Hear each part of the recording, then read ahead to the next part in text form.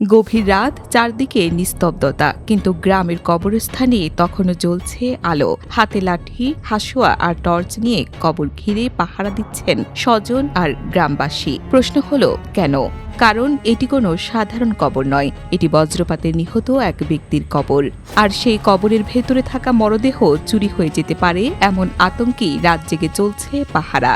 সবাই এখানে আমরা আসি যে শুনতেছি লাশ উঠাইলে যাবে, এই জন্য আমরা ভাই ভাস্তা সবাই 8-10 জন আমরা সবসময় পাহারা থাকি এবং 4-5টা আলো জ্বালিয়ে দিছি, কিন্তু কেউ মনে করে না যে ওখানে যাই ঘুরে আসবো, তার লাশ ফেলে দেবো। এবং বাইরে আমরা শুনতেছি যে সবাই নাকি লাশ উঠাইলে যাচ্ছে বা যাবে, এই জন্য আমরা এখানে সবসময় পহরা।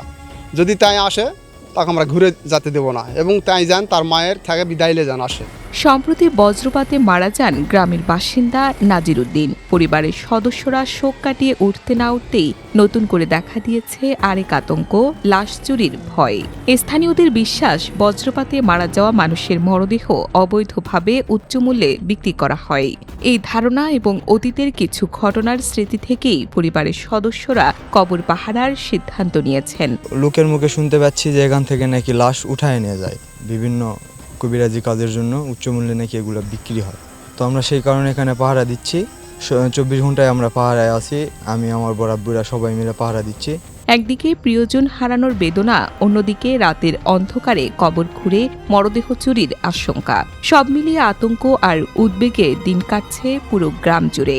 রাতে নামলেই কবরস্থানে জড়ো হন পরিবারের সদস্য ও প্রতিবেশীরা।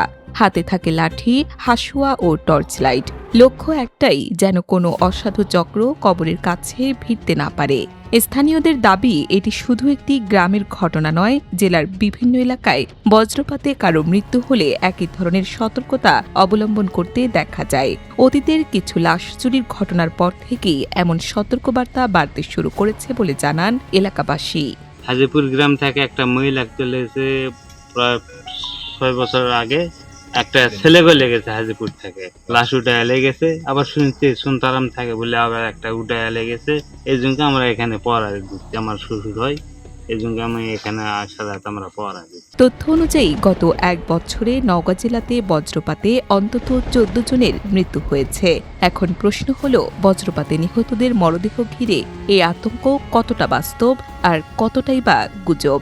যদি সত্যি কোনো চক্র এমন অপরাধের সঙ্গে জড়িত থাকে, তাহলে তাদের দ্রুত আইনের আওতায় এনে দৃষ্টান্তমূলক শাস্তি নিশ্চিত করার দাবি জানিয়েছেন সচেতন মহল ও ভুক্তভোগী পরিবারগুলো। 24 ঘন্টায় আমরা পাহারায় আছি, আমি আমার বরাব্বুরা সবাই মিলে পাহারা দিচ্ছি, সমস্যা নেই। আর প্রশাসনের কাছে আমি দৃঢ়ভাবে বলতে চাই, খুব তাড়াতাড়ি যারা এই কাজগুলো করে, এই লাশগুলো উঠায়, এদেরকে দ্রুত যেন শাস্তির আওতায় নিয়ে আসে।